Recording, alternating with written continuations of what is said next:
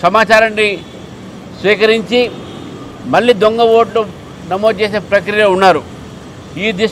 ఈ విషయాన్ని కూడా మేము సీఓ దృష్టికి తీసుకోవడం జరిగింది. తప్పకుండా దొంగ ఓట్లు కానీ రోహింగ్యా ఓట్లు కానీ ఎటువంటి పరిస్థితుల్లో రాకుండా మేము చూస్తాము. ఒకవేళ పొరపాటున వస్తే కూడా దాన్ని BLA 2 ద్వారా ఎవరన్నా అనుమానం వచ్చి దాని మీద కంప్లైంట్ ఇస్తే విచారించి దాని తర్వాత తత్పరి దాని మీద ఒక చర్య తీసుకునే అవకాశం ఉంటుందని చెప్పి కూడా వారు చెప్పడం జరిగింది. మరొకసారి నేను మీ ద్వారా తెలంగాణ ప్రజలను కోరుతున్నాను, SIR ప్రక్రియలో పాల్గొనండి. ఎక్కడ ఉంటే అక్కడే ఓటు ఉంచుకోవచ్చు.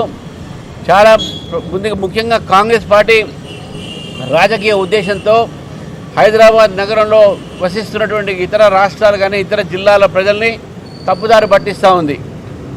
మీ ఊళ్ళో మీరు ఓటు లేకపోతే మీకు అక్కడ లబ్ధి రావు, బెనిఫిట్స్ రావు, రేషన్ కార్డు రావు అవన్నీ చెప్తా ఉన్నారు. అది పొరపాటు. అది ఎక్కడ ఉంటే అక్కడ ఓటు నమోదు చేసుకోవచ్చు. మన ఊళ్ళో మన ఆస్తులకు కానీ మన లబ్ధి కానీ ఎటువంటి ఒక ప్రాబ్లం ఉండదని చెప్పేసి కూడా చెప్పారు. ఎందుకంటే కాంగ్రెస్ పార్టీకి భయము హైదరాబాద్లో ఉన్న ఓట్లు ఈసారి వాళ్ళకి పడవని చెప్పేసి, కాబట్టి బీజేపీకి పడితే భయంతో ఇటువంటి మాటలు మాట్లాడుతూ ఉన్నారు.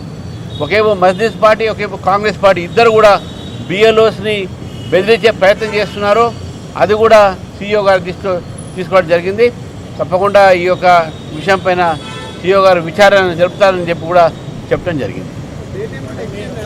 డేట్ ఎక్స్టెన్షన్లో 24 లాస్ట్ డేట్ ఉంది కాబట్టి ఈ ఎక్స్టెన్షన్ ఆఫ్ డేట్ ఏతుందో అది ఎలక్షన్ కమిషన్ ఆఫ్ ఇండియాకి మాత్రమే వారికి ఉంటుంది.